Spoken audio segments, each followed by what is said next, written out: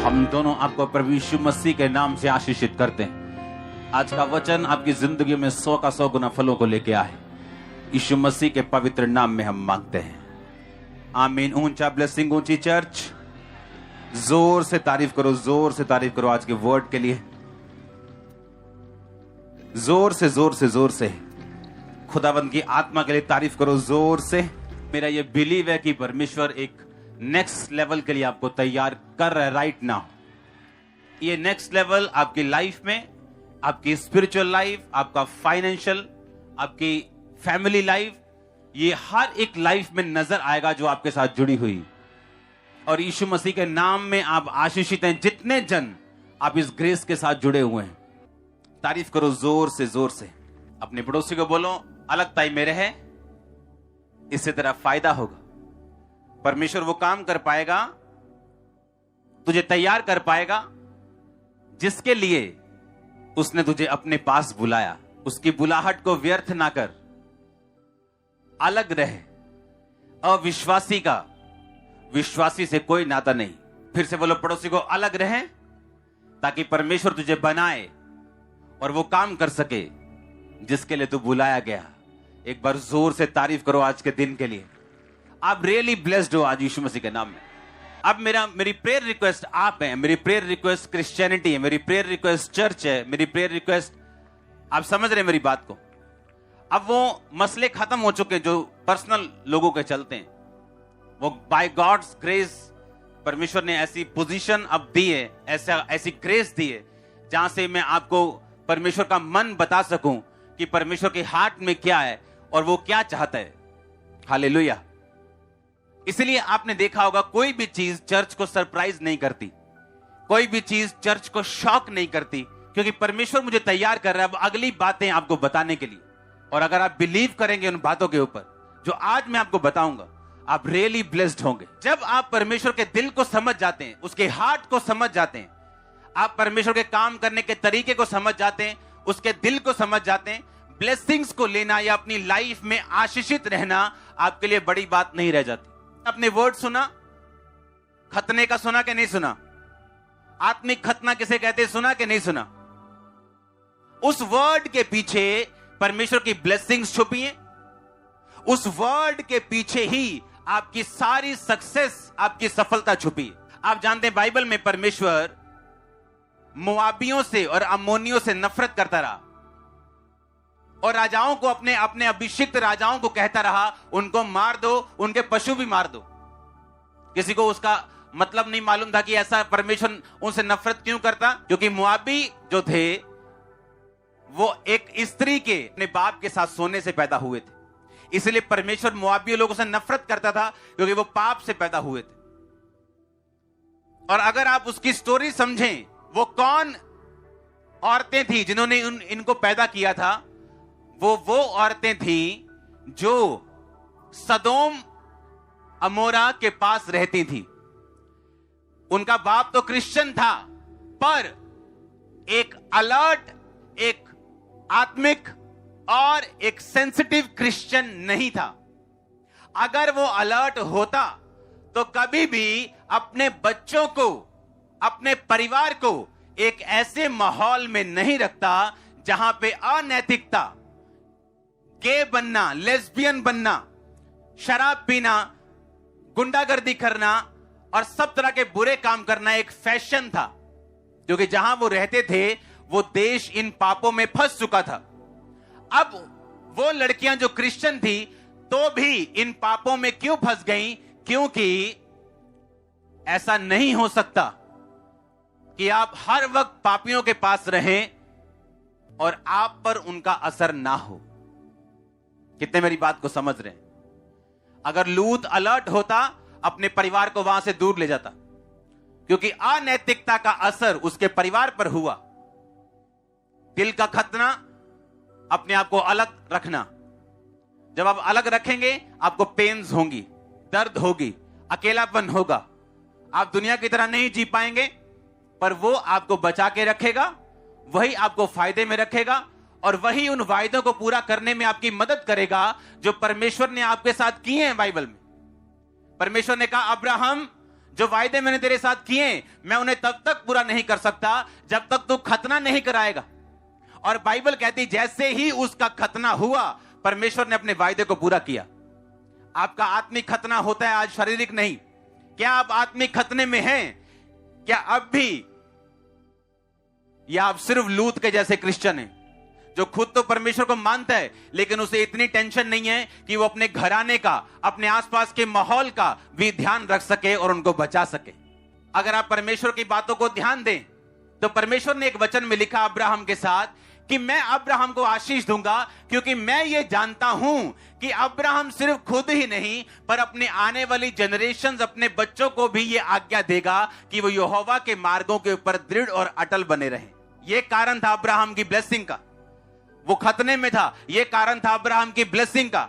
जब हम ऐसी संगति में होते हैं जो लोग परमेश्वर के करीब हैं और मन का खतना कर चुके, वो लोग चाहे कम बुद्धिमान भी हों तो भी मरते नहीं, चाहे वो कम स्पिरिचुअल भी हों तो भी मरते नहीं।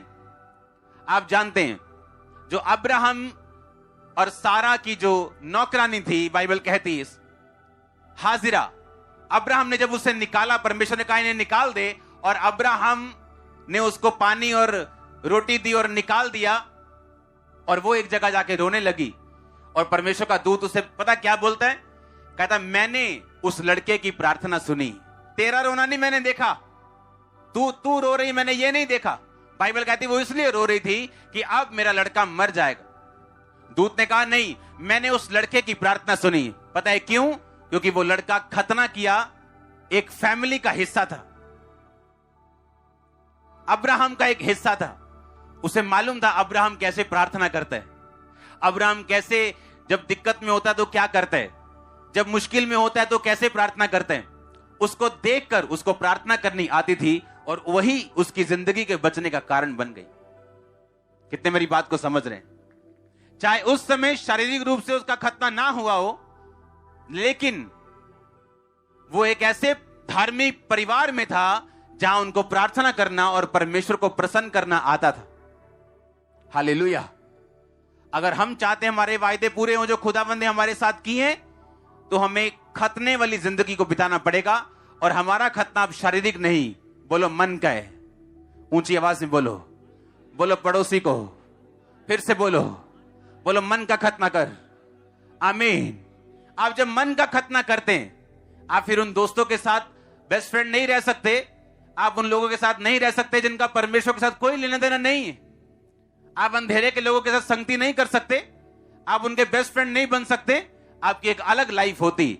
जैसे शारीरिक खतना दर्द वाला होता था, वैसे आत्मिक खतना भी दर्द वाला होता है। लेकिन जिन्होंने दर्द नहीं सही और दर्द ना हो इसलिए खतना नहीं करवाया, तब शरीर का और अब आत्मा का या मन का, वो लोग कभी सक्सेसफुल नहीं हुए। हालेलुया। परमेश्वर ने आपको सफल होने के लिए बुलाया।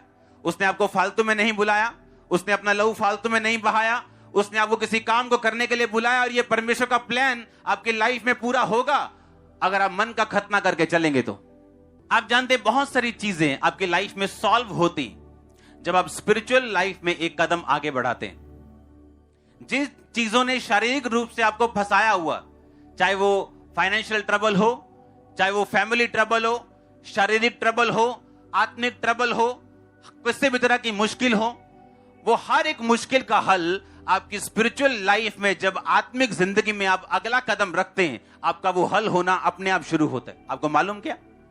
हर एक शारीरिक ट्रबल का, हर एक शारीरिक मुश्किल का हल आत्मा में आगे बढ़ना है।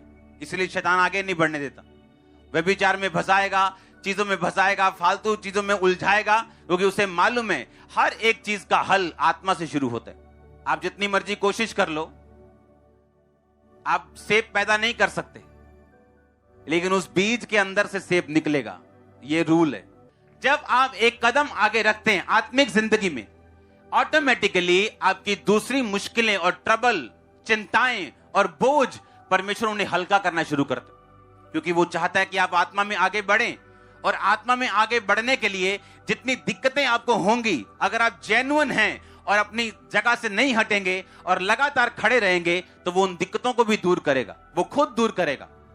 अगर आप जेन्युइनली दिखाएंगे और लगे रहेंगे और खड़े रहेंगे और आड़े रहेंगे, मोस्टली लोग, मैंने देखा अपनी लाइफ के एक्सपीरियंस में, तब गिरते हैं जब उनका ब्रेक थ्रू या उनकी ब्लेसिंग बहुत नजदीक होती। शैतान को पूरा तो नहीं मालूम होता, लेकिन उसे कुछ स्मेल आती, और तब उन दिनों में वो ज्यादा जोर लगाने की कोशिश करते हैं जब आपकी ब्लेसिंग नजदीक होती। और अगर उस टाइम को आप पार कर गए, वो टेंशन का हो, बीमारी का हो, मुश्किलों का हो, नेक्स्ट लाइफ आपका वेट कर रही होगी बाहें खोल के। ओ आमीन, आमीन ऊंचा चाहिए चर्च। आप ब्लेस हैं यीशु मसीह के नाम में, आमीन ऊंचा तो आशीष आपकी। आप तैयार हैं स्पिरिचुअल लाइफ में आगे बढ़ने के लिए?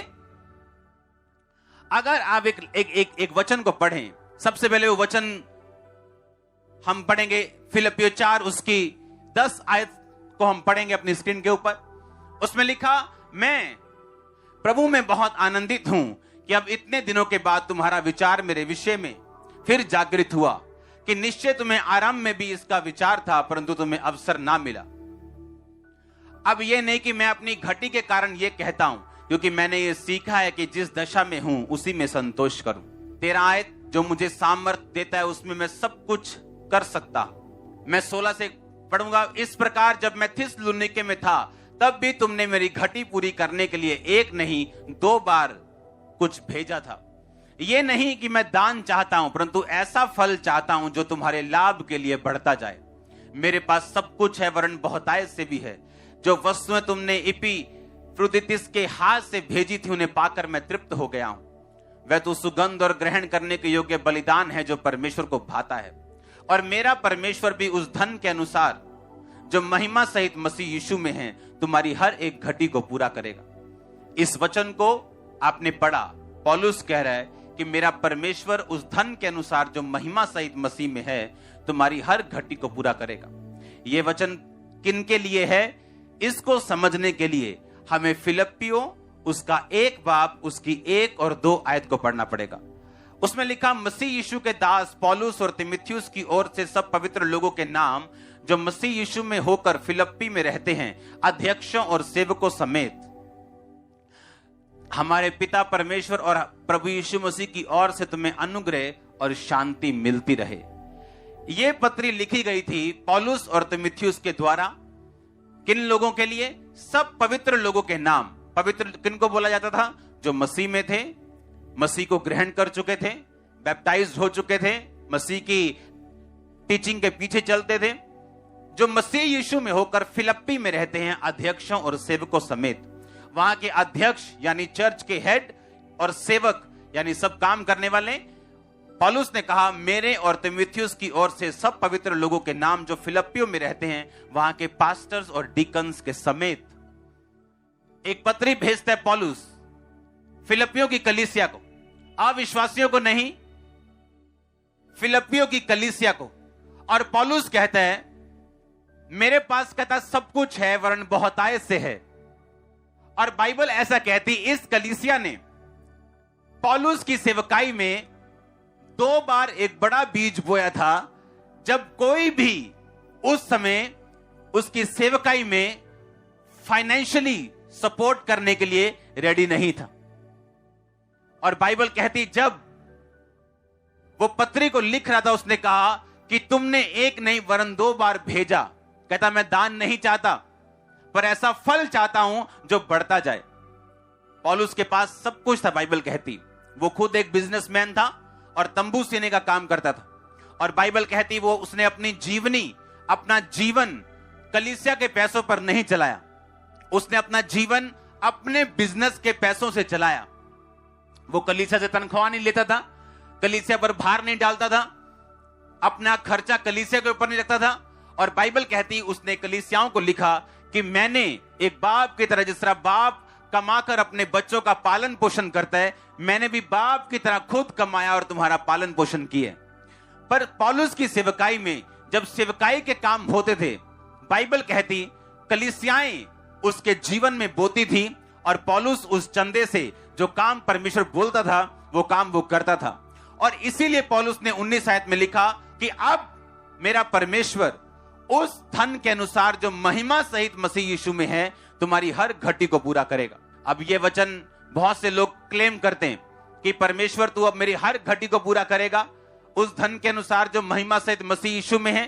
बल्कि ये वचन सब लोगों के लिए नहीं, ये वचन उन लोगों के लिए था और है अब भी, जो लोग ये विश्वास करते हैं कि हमें परमेश्वर के किंगडम के लिए हमें बोना चाहिए। दूसरी बात, शैतान कभी भी आपको मौका नहीं देगा कि आप बो सकें, कभी भी। आज मैंने क्रिश्चियनिटी में एक बात सीखी, आप किस लेवल पे रहना चाहते हो, वो स्पिरिचुअल हो, वो फाइनेंशियल हो, ये परमेश्वर पे निर्भर नहीं करता, ये आप लोगों पे निर्भर करता है। आप किस लेवल पे रहना चाहते हो, वो फाइनेंस का हो, लाइफ का हो, ये परमेश्वर पे डिपेंड नहीं करता, बोलो हम पे डिपेंड करता है। उत्पत्ति 26 को हम पढ़ेंगे, उसकी एक आयत को। इसमें लिखा, और उस देश में अकाल पड़ा, और यह पहले अकाल से अलग था जो अब्राहम के दिनों में पड़ा था।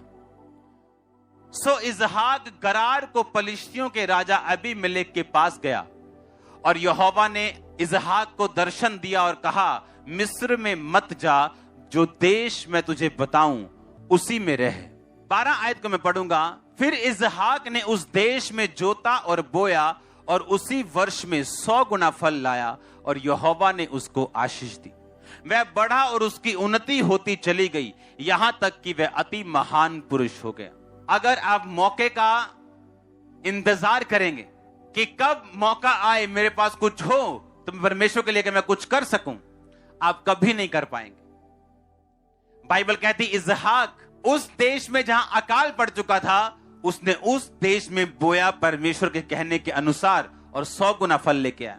जब हमारे दिल में परमेश्वर के लिए बोझ नहीं, तो जो वो कहता है कि जो तू बोएगा वो तू काटेगा। मैंने अपनी लाइफ में उन लोगों के हल जल्दी होते देखे जो लोग सेवकाई के साथ जुड़े हुए या खुद सेवा में। सेम मुश्किल विश्वासी उसमें 10 साल से फंसा हुआ है, लेकिन सेवा करने वाला 1 महीने 14 दिन में निकल जाता है। उस जो 10 साल से नहीं निकल रहा, क्योंकि जब आप क्राइस्ट की ग्लोरी के लिए, आप यीशु मसीह की महिमा के लिए, उसके नाम को फैलाने के लिए, उसके नाम को ऊंचा करने के लिए जीते हैं, आपकी वैल्यू बढ़ जाती है परमेश्वर के सामने। और जब आपकी क्राइस्ट की निगाहों में वैल्यू बढ़ जाएगी, आप पुकारेंगे, वो आपकी सुनेगा। आप जानते हैं ये सीक्रेट है, आपकी वैल्यू, वर्थ कितनी है परमेश्वर की निगाह में, क्या वैल्यू है आपकी खुदावंद की निगाह में, क्या कंट्रीब्यूशन है आपका परमेश्वर के कामों में। अपने हाथों को उठा के बोलो हालेलुया, और बोलो मैं मन का खतना करता हूं, अलगताई में जीने का वायदा करता हूं।